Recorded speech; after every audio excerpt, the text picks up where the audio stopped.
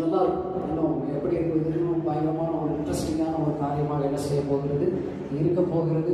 உங்களுடைய ஒவ்வொரு கொஸ்டினும் ஒவ்வொன்றாக யாரும் பேர் எழுதியிருக்க மாட்டீங்கன்னு சொல்லி நினைக்கிறேன். இதெல்லாம் ஆவிக்குரிய ஆக்கப்பூர்வமான விவேகம் உள்ள ஒரு நல்ல கேள்விகளை தான் என்ன பண்ணியிருப்பீங்க, நீங்கள் கேட்டிருப்பீங்க அப்படி சொல்லி நான் விசுவாசிக்கிறேன். Shall we start? Shall we start? Hallelujah. Hallelujah. Okay, எப்போவுமே நம்ம கொஸ்டின் ஆன்சர் செஷன் வந்து ஸ்டாஃப் கிட்ட இருந்து ஒரு கொஸ்டின் என்ன செய்யும் வரும். ஸ்டாஃப்ஸ் வந்து ஒரு கொஸ்டின் இருக்குதுங்க பாஸ்டர். ஸோ அந்த கொஸ்டின்லேருந்து நம்ம ஆரம்பிக்கலாம் அப்படின்னு சொல்லிட்டு நான் நினைக்கிறேன். உங்களுடைய கொஸ்டின் என்ன அவங்க கேட்டிருக்கிறாங்க அப்படின்னா, கேட்டிருக்கிறாங்க, பாஸ்டர் எல்லாரும் கவனிக்கணும், எல்லாருமே கவனிக்கணும், உங்களுக்குள்ள நீங்கள் பேசிக்க வேணாம். எல்லா கேள்விகளுமே நீங்கள் கேட்காத கேள்வியாக இருந்தாலும் சரி, ஆனால் எல்லா கேள்விகளுமே நம்மளுடைய வாழ்க்கைக்கு பிரயோஜனமாக இருக்க போகுது. அதனால் எல்லா கேள்விகளையுமே நீங்கள் நல்லா கவனிச்சிங்க அப்படின்னா அது நல்லா இருக்கும், உங்களுக்கு அது பிரயோஜனமாக இருக்கும். Okay, staffs question from staffs. Pastor, we observe that many Bible college graduates tend to serve in places where the gospel is already well established, rather than going to unreached fields. In your understanding, what are the reasons behind this and how can this be changed? தமிழில் சொல்லணும் அப்படின்னா, நம்ம இப்போ இருக்கிற ஒரு trend என்ன அப்படின்னா, இதை நாம் அதிகமாக கவனிக்கிறோம் அப்படின்னா, பைபிள் காலேஜிலிருந்து கிராஜுவேட் ஆகி ஃபீல்டுக்கு உள்ளே வர்றவங்க பெரும்பாலான பேர் எல்லாருமே ஏற்கனவே சத்தியம் அறிவிக்கப்பட்ட ரட்சிக்கப்பட்ட கூட்டத்திற்குள்ளாகத்தான் ஊழியம் செய்யப்படிக்க போகிறாங்க. ஆனால் பெரும்பாலானோர் அன்ரீச்டு ஃபீல்டுக்கு, அன்ரீச்டு பிளேசஸ்க்கு போகிறது இல்லை. ஃபார் எக்ஸாம்பிள், பைபிள் காலேஜ் முடிச்சுட்டு சர்ச்சுக்கு தான் போய் ஊழியம் பண்ணணும்னு போகிறாங்க. சர்ச்சில் இருக்கிற ஜனங்கள் ஏற்கனவே ரட்சிக்கப்பட்டவர்கள், ஏற்கனவே வேதத்தை அறிந்தவர்கள், சுவிசேஷத்தை பெற்றுக்கொண்டவர்கள் தான். சில பேர் டினாமினேஷன் போகிறாங்க, மற்றவர்கள் ஒரு சில கிறிஸ்டியன் ஆர்கனைசேஷன் அந்த மாதிரியான ஃபீல்டுக்குள்ளே தான் போய் அவங்க ஊழியம் செய்கிறாங்க. ஆனால் இன்றைக்கி நிறைய அன்ரீச்டு பிளேசஸ் நிறைய இருக்குது. ஆனால் அதற்குள்ளாக பெரும்பாலானோர் செல்கிற மாதிரி நம்ம காண்கிறது இல்லையே. இதற்கு என்ன காரணம் அண்ட் இதற்கு என்ன சொல்யூஷன் நம்ம வேதத்திலிருந்து கொடுக்கலாம்? ஸோ நம்ம பாஸ்டர்ஸ் வந்து ஒருத்தருக்கு ஒருத்தராக நமக்கு பதில் சொல்லுவாங்க. கவனமாக அதை கவனிக்கணும் அப்படி சொல்லிட்டு நான் கேட்டுக்கொள்கிறேன். Yes pastor, will start with pastor டியூ Jeyaraj. This is a very good question. இது ஒரு நல்ல ஒரு கொஸ்டின் தான். நீங்கள் சொன்னபடி we need to see more people going into the places where the gospel is unreached. We need to see people like Jim Elliot, John Allen Chow, Sadhu Sundar Singh, அப்படிப்பட்ட ஊழியக்காரர்கள் Bible காலேஜஸ்லேருந்து நம்ம பார்க்கணும். So there are a number of things that are running into my mind.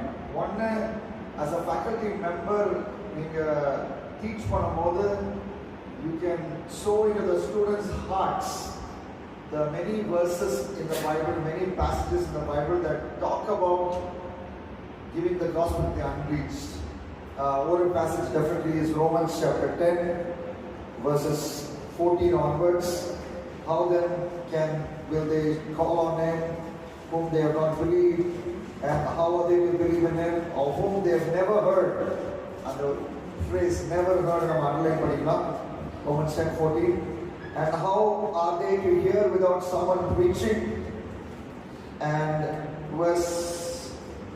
next verse, it says, and how are they to preach unless they are sent? So unless they are sent, அப்படின்னா அந்த phrase வந்து the responsibility of the leaders also இங்கே காமிக்குது.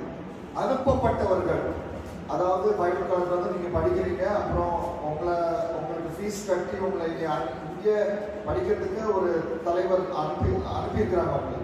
So நீங்கள் திரும்ப போகும்போது அந்த தலைவருக்கு ஒரு பெருந்தன்மை, ஒரு பிப்ளிக்கல் திங்கிங் தேவை.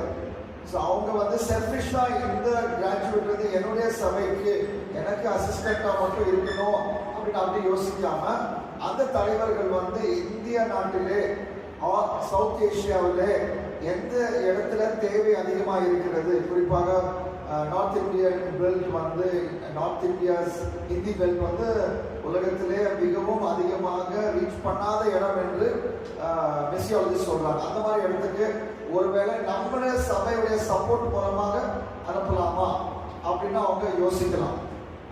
பட் ஆனால் as a Bible college teacher வந்து நீங்கள் வந்து தொடர்ந்து இந்த அன்ரீச் பீப்புளை நீங்கள் ரீச் பண்ணணும் என்ற அந்த வசனத்தையும் சத்தியத்தையும் மிஸ்டரி கதைகளையும் நீங்கள் சொல்லிட்டே இருந்தீங்கன்னா அவங்க இன்ஸ்பயர் ஆவாங்க. இன்னொரு ஒரு தாட் எனக்கு ஓடுது. இப்போ எனக்கு நான் முடிச்ச பிறகு எனக்கு ஒரு ஆப்ஷன் இருந்துச்சு. நான் படித்த பைபிள் காலேஜ்லேயே இருந்து ஒரு ரிசர்ச் அசிஸ்டன்ட் அக்கேஷனல் டீச்சிங் பண்ணுற ஆப்பர்ச்சுனிட்டி எனக்கு இருந்துச்சு. ஆனால் அதே சமயத்தில் இன்னொரு அழைப்பு இருந்துச்சு. வட இந்தியாவுக்கு போய் ஒரு பெரிய பட்டணத்திலே ஒரு வாலிபல் ஒரு யூத் சர்ச்சை பயணியர் பண்ணுறதுக்கு ஒரு வாய்ப்பு கிடைச்சிச்சு. நான் ஜோம் பண்ணும்போது அப்போ இன்னொரு தேர்ட் ஆப்பர்ச்சுனிட்டி இருந்துச்சு. அதாவது ஒரு மலை பிரதேசம். எனக்கு அப்போ உடனே திருமணம் ஆகிற பிளான் எனக்கு இருந்துச்சு. ஒரு மலை பிரதேசத்துக்கு போயிட்டு ஒரு இன்டர்னல் ஹனிமூன் என்னோட மனைவியோட ஒரு காலேஜில் ஒரு மலை பிரதேசத்தில் இருக்கிற ஒரு கல்லூரியில் கிறிஸ்தவ கல்லூரியில் சாப்ளினாக இருக்க ஒரு வாய்ப்பு இருந்துச்சு. அப்படி கல்யாணம் பண்ணிட்டு அங்கே போயிட்டு அங்கே ஒரு லாங்கிஷ் ஹனிமூன் வச்சுக்கலாம் அப்படின்னு கூட இருந்துச்சு. ஆனால் ஆண்டவர் தெளிவாக நீங்கள் வந்து நார்த் இந்தியா போய் அந்த சபை ஏற்கனவே இருக்கிற சபையில் யூத் சர்வீஸை பயணம் பண்ணணும்னு ஆண்டவர் நினைச்சார். ஸோ நான் அதுக்கு நேராக நான் போனேன். ஸோ இது வந்து at the end of the day it is also the students' responsibility. So நீங்கள் வந்து சத்தியத்தை விதைக்கலாம், அன்ரீச் ரீச் பண்ண நீங்கள் விதைக்கலாம். ஆனால் at the end of the day it is God who makes that seed grow. Thank you pastors, thank you for your valuable answers. So என்ன answer என்ன அப்படின்னா எல்லாருக்கும் அந்த பாரம் என்ன செய்யணும் இருக்கணும். Everybody should have that burden, but at the end of the day it is based on calling. வந்து கர்த்தர் பிரத்யேகமாக அவர் என்ன செய்யணும் அந்த அழைப்பு விசேஷித்த அழைப்பு இருக்கும் பொழுது என்ன செய்யணும் ஈஸியாக கர்த்தர் அதை எடுத்து செயல்படுத்துவார். ஸோ ஓகே, இந்த நெக்ஸ்ட் கொஸ்டின் ஃபர்ஸ்ட் ஸ்டூடெண்ட்ஸ் கேட்குறாங்க. ஊழியத்தில் உழைக்கும் உழைப்பு அநேக நேரத்தில் வீண் விரயமாக போக சுயம் காரணமாக இருக்கிறது. ஏன்? அதை மேற்கொள்ளும் முயற்சிகள் கூட சில காலத்தில் முடிவடைந்து விடுகிறது. தொடர்ந்து வெற்றியாளராக இருக்க ஆலோசனை வேண்டும் அப்படி சொல்லி எழுதியிருக்காங்க. The effort they put in the ministry, it goes in very short, in a meanwhile, in a very short time. So if he wants to be a continual successor, what he can do? So let's hear from Duke Jairaj Pastor. 1 Corinthians 15:58, 1 Corinthians 15:58, your labor in the Lord is not in vain அப்படின்னு எழுதியிருந்தாங்க. So நம்ம நிறைய தடவை ஏன் நம்ம ministry சக்ஸஸாக இல்லை அப்படின்னு நினைக்கிறோம்னா, நாங்கள் உலக பிரகாரமான சக்ஸஸ் நம்ம எதிர்பார்க்குறோம். நம்ம ஒரு மெசேஜ் கொடுத்து அதை யூடியூப்பில் அப்லோட் பண்ணுறோம். நம்ம நினைக்கிறோம் ஏன் ஒரு 1 மில்லியன் வியூஸ் வரக்கூடாது, 2 மில்லியன் வியூஸ் வரக்கூடாது. அது வந்து உலக பிரகாரமான மெஷர். ஆனால் ஒரு நாள் வரப்போகிறது, அந்த நாளில் தான் பிகெஸ்ட் க்ரௌட் இந்த வேர்ல்டு கேதர் பண்ண போகிறாங்க. அதுதான் நியாய தீர்ப்பு நாள். ஏன்னா மரித்தவரையும் அவர் உயிரோடு எழுப்பி எல்லாரையும் ஒரு இடத்துல நிற்க வச்சு அவர் அந்த சிம்மாசனத்தில் உட்கார்ந்து நியாயம் தீர்க்க போகிறார். அந்த நாளில் வந்து இங்கே உலகத்தில் செஞ்ச ஊழியம் ஆண்டவருக்கு பார்வையில் பிரியமுள்ளதாக ஊழியமாக இருந்துச்சுன்னா அந்த நாளில் well done good and faithful சர்வன்ட்னு சொல்றது அதுதான் சக்ஸஸ். ஸோ நீங்கள் சக்ஸஸ்ன்னு எதை மீன் பண்ணுறீங்கன்றது வந்து ரொம்ப முக்கியம். நீங்கள் அந்த நாளில் when the crowd will be the biggest, உங்களை பற்றி எனக்கு தெரியல, எனக்கு வந்து என்னுடைய ஆப்ஷன் வெரி வெரி கிளியர். அந்த நாளில் when the crowd is maximum, இப்போ crowd ரொம்ப கம்மி, இப்போ வந்து crowd ரொம்ப கம்மி. ஏன்னா மருத்துவங்களையும் அன்னைக்கு எழுப்பி உயிரோடு இருக்கவங்களையும் எல்லாரையும் இணைச்சி உலகத்திற்கு வாழ்ந்த சரித்திரத்தில் வாழ்ந்தவங்க எல்லாரும் நிற்க வச்சு ஆண்டவர் சொல்லுவார் well done good and faithful servant. அதற்காக தான் நம்ம ஓடுகிறோம். உலக பிரகாரமான சக்சஸ் Galatians 1:10, அதாவது popularity was my purpose, I will not be preaching Jesus Christ. பிரபலம் ஆகிறது எனக்கு வந்து கோல்னா கிறிஸ்துவ பிரசங்கிக்க கூடாது. நடிக்க போகலாம், நிர்வாணமா நிற்கிறத ஒரு கேமராமேன் நிற்கலாம், நிறைய வழி இருக்குது. ஸோ அதாவது அதாவது 1 Corinthians 2:2 நினைக்கிறேன். அதாவது நம்ம ஒன்று ஃபோக்கஸ் பண்ணிக்கணும். அதாவது கிரைஸ்ட் அண்ட் ஹிம் க்ரூசிஃபைட், அதுதான் நம்ம அறியணும், அதுதான் நம்ம அறிவிக்கணும், வேற எந்த கோலும் கிடையாது. ஸோ அது வந்து சில பேருக்கு வந்து பைத்தியக்காரத்தனமா தெரியும், சில பேருக்கு அது வந்து ஸ்டம்பிளிங் பிளாக்காக இருக்கும். ஆனால் ஒரு சிலர் ஆண்டவரை ஏற்றுக்கொள்வாங்க. அப்போஸ்தலர் 17ஆம் அதிகாரத்தை பார்த்தீங்கன்னா அந்த ஏதென்ஸ் நகரத்தில் பவுல் பிரசங்கம் பண்ணுகிறான். சிலர் வந்து என்ன பண்ணாங்களா, அந்த கடைசி அப்போஸ்தலர் 17 கடைசியில் பாருங்க, அந்த கடைசி வசதி பாருங்க, அந்த பேசஞ்சர் கடைசியில் பாருங்க. சிலர் என்ன சொல்றாங்க, இந்த டாபிக்கை பற்றி நீங்க திரும்ப பேசுங்க, அப்புறம் நம்ம யோசிக்கிறோம். சிலர் சிரிச்சாங்க, எலி நகையாடினாங்க. ஆனா ஒரு சிலர், ஒரு ரெம்னன்ட் வந்து ஆண்டவருக்குள்ள வந்தாங்க. ஸோ அதுதான் சத்தியம். இப்போ ஒரு நம்ம பட்டணத்தில் பல பெரிய பெரிய பெரிய மெகா சர்ச்சஸ்லாம் இருக்கு, அதுக்காக ஆண்டவர் துதிக்கிறேன். ஆனா அந்த சிட்டியோட பாப்புலேஷனை வச்சு கம்பேர் பண்ணும்போது அந்த மெகா சர்ச்சை வந்து குட்டி சர்ச் தான். ஸோ நம்ம சர்ச்சோடைய சீட்டிங் கெப்பாசிட்டியை நம்ம சக்சஸா ஃபெயிலியரா யோசிக்கக்கூடாது. நம்ம சர்ச்சோடைய சென்டிங் கெப்பாசிட்டி, எத்தனை ஊழியரை உருவாக்கி அனுப்புகிறோம், சீஷராக்குறோம், அதுதான் சக்சஸ். தொடர்ந்து வெற்றியாளராக இருக்கணும் அப்படின்னா கர்த்தருடைய சித்தத்தையும் தரிசனத்தையும் சோர்ந்து போகாம செஞ்சுக்கிட்டே இருக்கணும். Okay, next question pastor. ஆவிக்குரிய வாழ்க்கையில வளரணும் அப்படின்னு நினைக்கிறேன், ஆனா முடியல. ஒரு மந்தமான நிலையாக இருக்கு என்னோட ஸ்பிரிச்சுவல் லைஃப். இங்க வரும்போது மினிஸ்ட்ரிக்குள்ளதான் போகணும் அப்படின்னு ஆசை இருந்தது, ஆனா அது இப்போ இல்லை. எதுனாலும் பயமா இருக்கு. என்ன அறியாத ஒரு பயம் என்னோட இருக்கிறதுல இருக்கு. என்ன பண்றது அப்படி சொல்லி கேட்டுக்கிறேன். கண்டிப்பா இது கிராஜுவேட்டா இருக்கக்கூடாதுன்னு சொல்லி நான் விருப்பப்படுறேன், ஆசைப்படுறேன். S pastor. ஆவிக்குரிய வாழ்க்கையில வளரணும்னு நினைக்கிறேன், ஆனா முடியல அப்படின்னு சொல்ற கொஸ்டின் கேட்கறதுக்கு நான் ஒரு கொஸ்டின் கேட்கிறேன். ஒருவேளை இந்த மீட்டிங்ல வந்து உட்கார்றது கூட உங்களுக்கு முடியல தான், ஆனா நீங்க வந்து எங்கேயோ இருந்து இந்த பின்னாடி இருந்ததுல அதெல்லாம் அங்கிருந்து எழுப்பி காலை வந்து ஸ்டெப் எடுத்து வந்து இங்க வந்து உட்காருங்களா. ஸோ அது செய்ய முடியும்னா ஆவிக்குரிய வாழ்க்கையிலும் வளர முடியும்.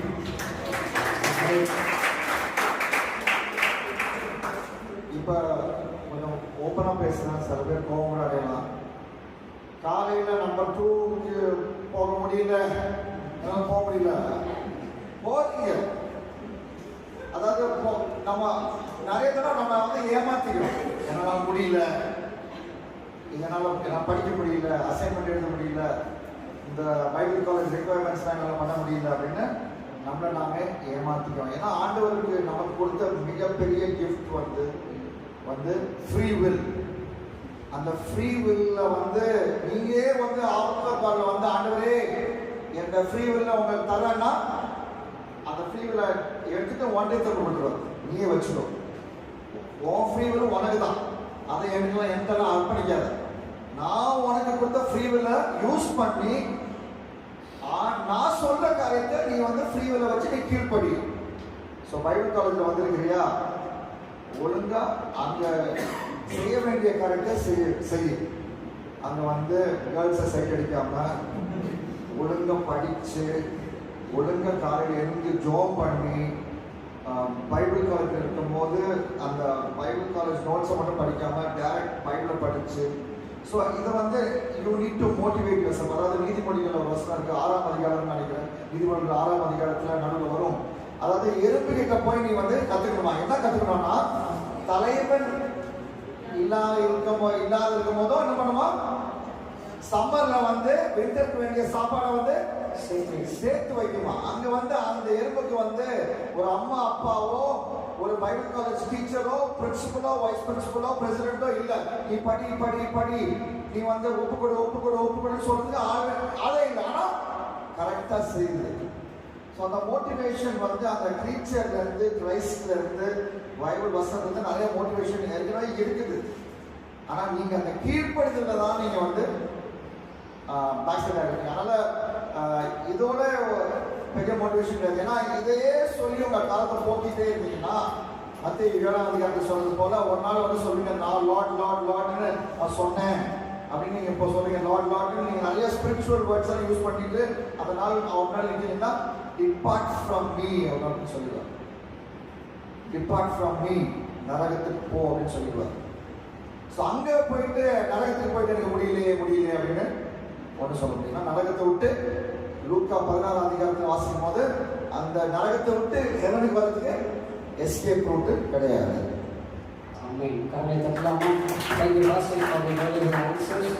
அடுத்து ஒரு கேள்வி, அவர்களுடைய சபையில் நடந்த ஒரு காரியத்தை இருந்து எழுதியிருக்கிறாங்க. பாஸ்டர், ஆராதனையில் செய்தி கொடுக்கும் பொழுது விசுவாசி ஒருவர் தவறு செய்கிறாங்க. ஸோ அதை தனிப்பட்ட விதத்தில் கேட்கலாமா? அப்படி கேட்டால் சபைக்கு வரமாட்டேன் அப்படின்னு சொல்கிறாங்க. செய்தி நல்லா போய்கிட்டு இருக்கிற நேரத்தில் இந்த காரியத்தை பற்றி பேசும்போது அந்த பிரசன்னம் மழுங்கி போகிறது.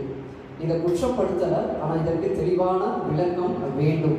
அப்படி பேசும்போது அநேகருக்கு சங்கடங்கள் உண்டாகிறது அப்படின்னு சொல்றாரு. இந்த காரியத்தை எப்படி கையாளுவது? ஒரு சபை தலைவராக நீங்கள் இருக்கும்போது சபையில் ஒரு வேளை தவறு நடக்கிறது. அந்த புல்பிட் பிரசங்கம் போது நடக்குது. Off the pulpit Monday to Saturday அவங்க உலக பிரகாரமான வாழ்க்கை நடக்கணும்னா கூட போதராகிய நீங்கள் வந்து அதில் இன்வால்வாக இருக்கணும். ஆண்டவருடைய டிசிப்ளினை நீங்கள் வந்து இம்ப்ளிமெண்ட் பண்ணணும். அதாவது 1 கொரிந்தியர் 5ஆம் அதிகாரத்தில் வாசிக்கிறோம். அங்கே ஒரு நபர் இருக்கிறான், அந்த சபை விசுவாசி. அவன் சொந்த தாய் அப்படின்னு பைபிளில் இருக்கிறது. ஒருவேளை பைபிள் ஸ்காலர் சொல்றாங்க சித்தி, அதாவது அவருக்கு மனைவி இறந்து போயிருக்கலாம். அந்த அவர் திருமணம் பண்ணதுனால இன்னொரு பெண்ணை திருமணம் பண்ணிருக்கலாம். ஆனால் அவருடைய மகன் அந்த தாய் அந்த சித்தியோடு தகாத உறவு கொள்கிறார். அதை பார்த்துட்டு இவங்க வந்து கை சொல்லிட்டு இருக்காங்க. அந்த சபை அந்த தலைவர்கள்லாம் பார்த்து கண்டும் காணாம போல இருக்கிறாங்க. அதை பார்த்து ரொம்ப டென்ஷன் ஆகிட்டாங்க. பாஸ்டர் பாவம், நீங்க இது எப்படி இருக்கலாம் அப்படின்ட்டு அந்த மனுஷனை அவன் மனம் திருப்பதற்காக அவனை சபையை விட்டு வெளியே ஏற்றுங்கள் அப்படின்னு சொல்றார். இது வந்து ஹையஸ்ட் லெவல் ஆஃப் ஒரு சீரியஸான செக்ஷுவல் சிறுக்காக சொல்றாரு. இப்ப பிரசங்கம் பண்ணும் போது இன்அப்ராப்ரியேட்டா அவங்க ஒரு வேலை சொன்னாங்கன்னா, மத்திய 18 சொல்லியிருக்கிறது போல மத்திய 18 ஃபுல்லாக பார்த்தீங்கன்னா தெரியும், அவனை தனியாக அழைத்து கொண்டு போய் அதை பற்றி சொல்லலாம். அப்புறம் ஒரு சின்ன குழுவாக நீங்க போய் அவன்கிட்ட சொல்லலாம். அப்புறமும் திரும்ப அதே பாவத்தை அதே வழியை போயிட்டு இருந்தாருன்னா திரும்ப அந்த 1 கொரிந்தியர் 5ஆம் அதிகாரத்தை சொல்லிட்டுல பப்ளிக்கா வந்து சபையை விட்டு வெளியே வைத்து, அதுவும் வந்து ஒரு ரெடிமேட் பர்பஸ்க்காக.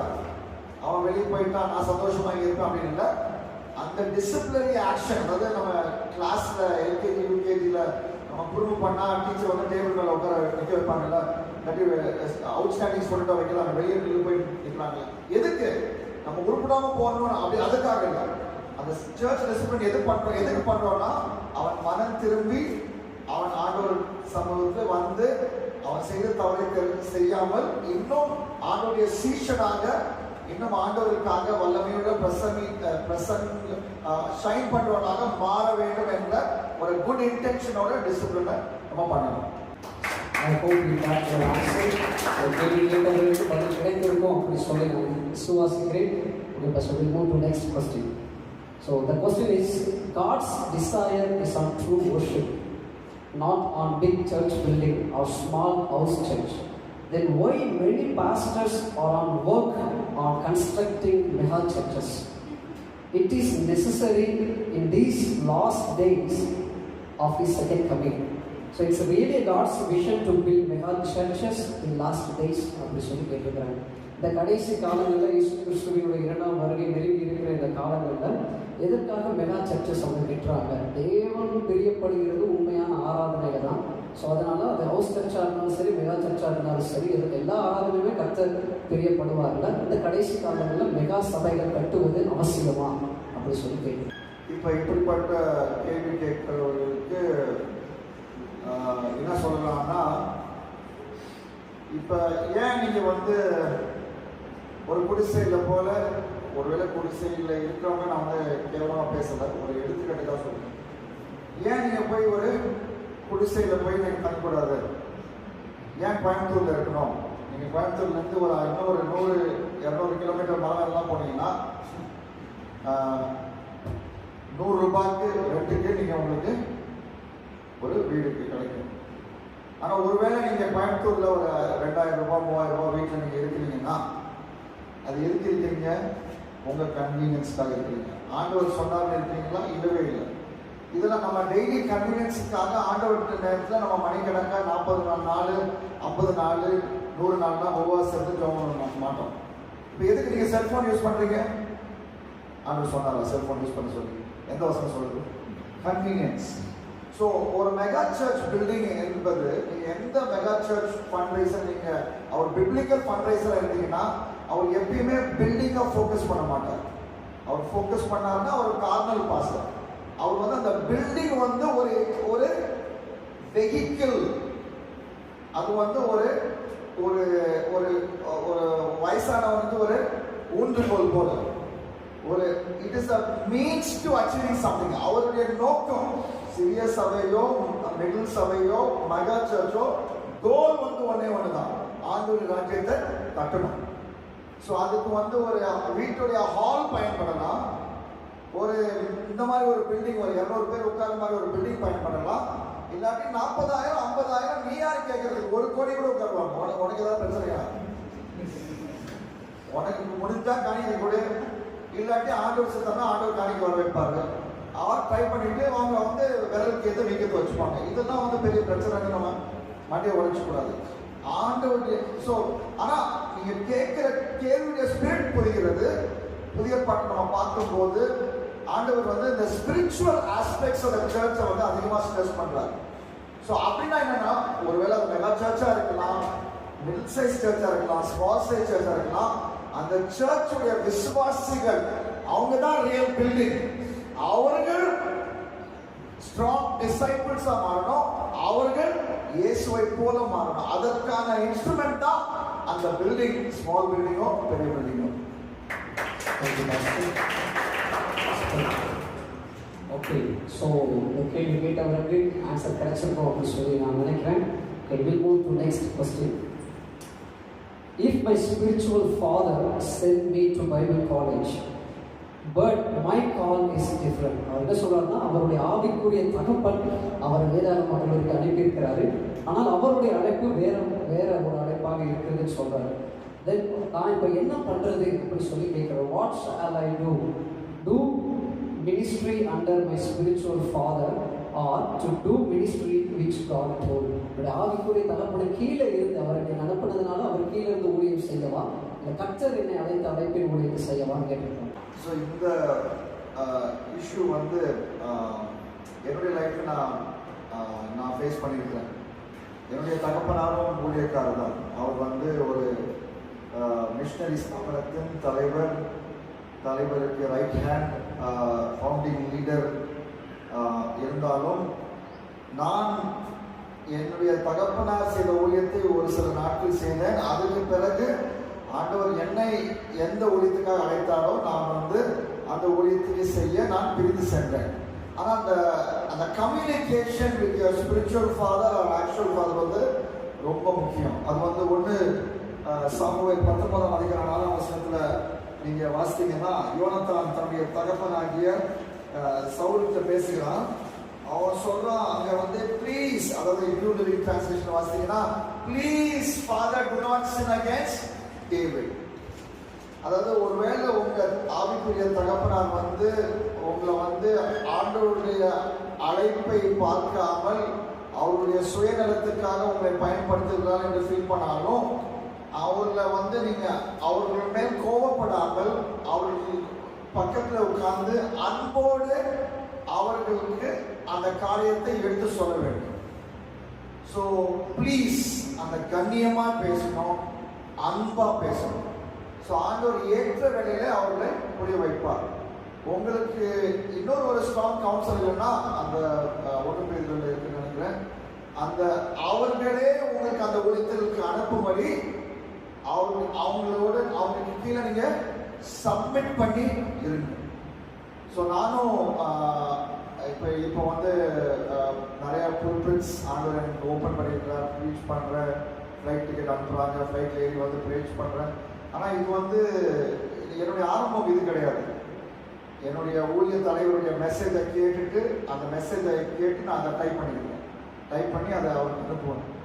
அதை படித்து அதை வந்து சம்டைம்ஸ் பப்ளிஷ் கூட பண்ண மாட்டார், சைடில் வச்சுருவார். எனக்கு கேட்டு வரும், இதெல்லாம் செய்யறதுக்கு தான் நான் ஒரு end படித்தேன்னா, Bible college gold medal வாங்கினேன்னா, student பாடி பிரசிடென்ட் ஆகினேன்னா அப்படின்னு எனக்கு கேள்விலாம் வந்துச்சு. ஆனால் அந்த டைமில் ஆண்டவர் சொன்னார், இங்கே இரு, இன்னும் ஒரு சில மாதங்கள், இன்னும் ஒரு சில வருடங்கள் இருந்து இந்த வேலையை செய், ஒரு நாள் வாசல்களை திறப்பேன். நான் the door I open no man can shut. அந்த ஊழிய தலைவரே அவர் வந்து பாலிடிக்ஸ் மூலமா அடைக்க முயன்றாரோ அந்த டோர் அடைக்கப்படாது, ஆனா அது வரைக்கும் நீ காத்துரு அப்படின்னு ஆண்டவர் சொன்னார். நானும் கீழ்ப்படிஞ்சேன். நாமும் அதை போல ஆண்டவர் ஆவியானவர் நடக்கிற நடத்தையப்படி நம்ம காரியங்களை ஞானமாய் செய்ய வேண்டும். Thank you pastor. கரங்களை தட்டி ஆன்சர் ரிசீவ் பண்ணிக்கோங்க. கொஸ்டின் கேட்டவங்களுக்கு ஆன்சர் கிடைச்சிருக்குன்னு சொல்லி நான் நினைக்கிறேன். Will move to next question. அடுத்த கேள்வி நான் பாஸ்டர், எதிர்கால ஊழிய இடத்தை தேவனிடமிருந்து எப்படி ஜபத்தின் வழியாய் பெற்றுக்கொள்ள முடியும் அப்படின்னு சொல்லி கேட்டிருக்காங்க. அப்புறம் பைபிள் காலேஜ் பற்றி 3 வருஷம் படிக்கணும் அப்படின்றது அவர்களுடைய குடும்பத்தினுடைய விருப்பம். அவங்க குடும்பம் எதை விசுவாசிக்கிறாங்கன்னா 3 வருஷம் படிக்கிறது தான் தேவனுடைய சித்தம் அப்படின்றது குடும்பம் நினைக்கிறது. ஆனால் இந்த மாணவர்கள் நினைக்கிறாங்கன்னா 2 வருஷத்தோட போகலாம் அப்படின்னு சொல்லி இருக்கிறாரு. ஸோ அவர் என்ன கேட்குறாங்கன்னா, இப்படி ஒரு தேவ சித்தம் இருக்குமா? ஊழிய படிப்பு தேவனுடைய சித்தத்தை நிர்ணயிக்குமா அப்படின்னு சொல்லி கேட்குறாங்க. ஸோ பைபிள் காலேஜ் முடித்த பிறகு நான் எந்த இடத்துல போய் ஊழியர் செய்ய வேண்டும், எவ்விதமான ஊழியர் செய்ய வேண்டும், அது வந்து ஒரு முக்கியமான கேள்வி. அந்த லார்ஜர் டாபிக் வந்து தேவ சித்தத்தை அறிகிறது. யாரை திருமணம் பண்ணுறது? விசுவாசி திருமணம் தெரியும், ஆனால் உலகத்தில் நிறைய விசுவாசிகள் இருக்காங்க. அந்த எந்த விசுவாசத்தை இட்ஸ் a பிக் டாபிக். ஆண்டவராக இயேசு கிறிஸ்து எப்படி காரியங்களை செய்தார்? லூக்கா 6ஆம் அதிகாரம் 12ஆம் வசனம் 13ஆம் வசனம், அவர் he is God in flesh. ஆனாலும் ராம் முழுவதும் ஜெபம் பண்ணி அடுத்த நாள் 12 சிஷ்யர்களை அவர் தேர்ந்தெடுக்கிறார். ஸோ ஜெபத்தோடு, ஜெபனா சும்மா குட்டி ஜெபம் இல்லை, சீசன்ஸ் ஆஃப் சப்ளிகேஷன். அதாவது ஆண்டுடைய சமூகத்தை டைம் எடுத்து அதற்காகவே ஃபோக்கஸ் பண்ணி ஜெபம் பண்ணுறாங்க. அப்புறம் யாக்கோபு 1:21, அதாவது அந்த இங்கிலீஷ்ல வந்து இம்ப்ளான்டட் வேர்ட். அப்படி ஜெபம் பண்ணும்போது ஆண்டவர் ஒரு பர்டனை கொடுப்பார், ஒரு புஷ்ஷை தருவார், ஒரு நட்சை தருவார். அதுதான் இம்ப்ளான்டட் வேர்ட். அந்த இம்ப்ளான்டட் வேர்ட் எனக்கு வந்து என்னன்னா, ஒரு இடம் செகண்டரி. எனக்கு போனேன், நான் நியூ டெல்லிக்கு போனேன் நான். ஆனா அதுக்கு மேல அந்த கூகுள் ஜெனரேஷன், இன்றைய வாலிபர். இப்போ என்னுடைய மகளுக்கு வந்து 18 வயசு ஆகுது, ஜென்சி அப்படின்னு சொல்றாங்க. ஓகே, ஸோ அந்த டேர்ம்ஸ் எல்லாம் மாறிக்கிட்டே இருக்கும். அப்புறம் ஸோ அந்த இன்றைய வாலிபர்களுக்கு நீ வந்து என்னுடைய வேதத்தையும் சுவிசேஷத்தையும் நீ சொல்லணும். ஸோ அவங்க எங்க இருக்கிறாங்களோ நாங்கள் போவேன் நான். ஸோ அதனால தான் நான் பல இடத்துல இருந்தேன். ஹைதராபாத்துக்கு ஆண்டவர் போக சொன்னார், அங்கே இருக்கிற கூகுள் ஜெனரேஷனை ரீச் பண்ண சொன்னார். ஸோ அந்த அப்படி நீங்க குறிப்பாக கண்டுபிடிக்கலாம். So God will either call you to a people or a place or people and place. ஒரு சிலர் வந்து அந்த ட்ரைபல் ஏரியா, என்னுடைய மாமனார் அவர்கள் சித்தேரி மலை, தருமபுரி டிஸ்ட்ரிக்ட், சேலம் பக்கத்தில் இருக்குது. தருமபுரி டிஸ்ட்ரிக்ட் சித்தேரி மலையில் 20 கிலோமீட்டர் 1978 நடந்து போய் சுவிசேஷம் சொன்னார். ஏன்னா அவருடைய அழைப்பு அங்கே தங்கி அவர்களும் அவருடைய மனைவியும் ஒரு குடிசையை தங்கி அந்த ஆதிவாசி ஜனங்களுக்கு ஊழியம் செய்தார். அப்புறம் ஒரிசாவில் 25 வருஷம் செய்தார். So God will call you either to a place or a people. So அதை வந்து நீங்கள் ஜெபத்தின் மூலமா அறிவிக்கணும். அது மட்டும் அல்ல, உங்களை சுற்றி இருக்கிற ஸ்பிரிச்சுவல் லீடர்ஸ் வந்து ஒரு சில சஜஷன்ஸ் கொடுக்கலாம். நான் அந்த டைம்ல நான் எடுத்து ஊழியெல்லாம் செய்வேன். நான் அப்போ வந்து நான் சில என்னுடைய கட்டுரைகள் வந்து ஆசீர்வாத பத்திரிகை என்ற அந்த பத்திரிகையில் பப்ளிஷ் ஆன பிறகு நான் ஒரு தடவை அந்த இயக்க தலைவருடைய மனைவி டாக்டர் மிஸ்ஸஸ் வில்லியம்ஸ் மீட் பண்ணும்போது அவங்க சொன்னாங்க, நீ எழுதிட்டே இரு, நீ எழுத ஆர்டிகல்ஸ்லாம் கலெக்ட் பண்ணி ஒரு புக் ஆக்கலாம் அப்படின்னாங்க. எனக்கு அப்போ 22 வயசு 23 வயசும். என்ன சொன்னாங்க ஆண்டி, எனக்கு புரியவே இல்லை. ஆனா அவங்க ஆவியானவர் மூலமாய் என்கிட்ட ஒரு பொட்டன்ஷியலை பார்த்துருக்கிறாங்க. இன்றைக்கு நான் புத்தகம் எழுதியிருக்கிறேன். ஸோ ஆவிக்குரிய தலைவர்கள் உங்களுடைய ஊழியத்தை குறித்து என்ன சொல்லுகிறார்கள் என்று கூர்ந்து கவனிங்கள். அது தெய்வ வாக்காகாது, ஆனால் ஒரு இண்டிகேஷனாக அது மாறலாம். ஸோ இதெல்லாம் யோசித்து நாம கரெக்டான முடிவை எடுக்க ஆண்டவர் நமக்கு கேள்வி செய்வார். கடைசி கேள்வி, நமக்கு சமயம் ஆகிவிட்டது அடுத்த செஷன் போகிறதுக்கு. ஸோ அதனால் கடைசி கேள்வி பார்த்தீங்கன்னா சார், 2 பேருமே ஒரே மாதிரியான கேள்வியை தான் கேட்டிருக்கிறாங்க. 2 ஸ்டூடெண்ட்ஸுமே அவங்க என்ன கேட்டிருக்கிறாங்க அப்படின்னா, என்னுடைய அழைப்பை உறுதிப்படுத்துவதற்கு நான் நிறைய நேரம் செபித்தேன், ஆனால் எனக்கு பதில் இன்னும் வரலை. கர்த்தர் அநேக நேரங்களில் அமைதியாகவே இருக்கிறாரு.